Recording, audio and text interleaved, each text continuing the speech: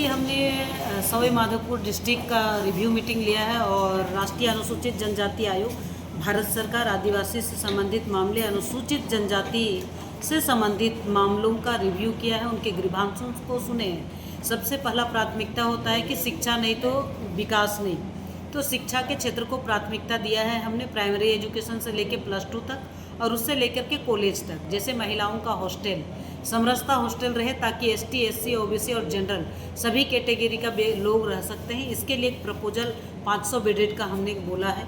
Health की बात किए हैं तो महिलाओं का न्यूट्रिशन का और शिशु मृत्यु दर को भी हमने ध्यान में रखने की बात कहे हैं। ऐसे ग्रामीण इलाका की बात करते हैं, पीने का पानी तो है लेकिन उनका जल मीनार टूटा हुआ है, उसको भी रिफिल करने के लिए बोला है।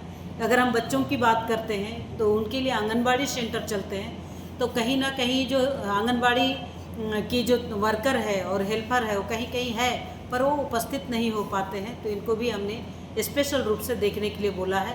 और विशेषकर अनुसूचित जनजाति समुदाय के लोगों का बात करते हैं, जल, जंगल और ज़मीन की। अगर वो जंगल के क्षेत्र में रह रहे हैं, उस एरिया में रह रहे हैं, तो उन्हें जुलाई 2005 का FRA का लाभ मिले ताकि वो अपना जीवन यापन सही से कर पाएंगे, उनको मुआवजा मिल पाएगा। सुरक्षा के दृष्टिकोण से हमने कहा, थाना लेवल पर अगर किसी भी ST का किसी तरह का कोई मामला आता है तो उनका FIR हो। और विशेष रूप से ड्रग्स का मामला बहुत ज़्यादा शिक्षा क्षेत्र में और बॉर्डर एरिया में, रेलवे स्टेशन में देखने को मिलते हैं, तो उनका एक अभियान चला करके ड्रग्स पेडलर को पकड़ने का काम करें। और जिस तरह से ट्रैफिकिंग का, ह्यूमन ट्रैफिकिंग की बात आती है, इस पर भी ध्यान रखें। और कोई लेबर अगर यहाँ आते हैं तो उनका भी प्रॉपर रूप से रजिस्ट्रेशन हो। इनको हमने आज का बैठक में प्राथमिकता दी है।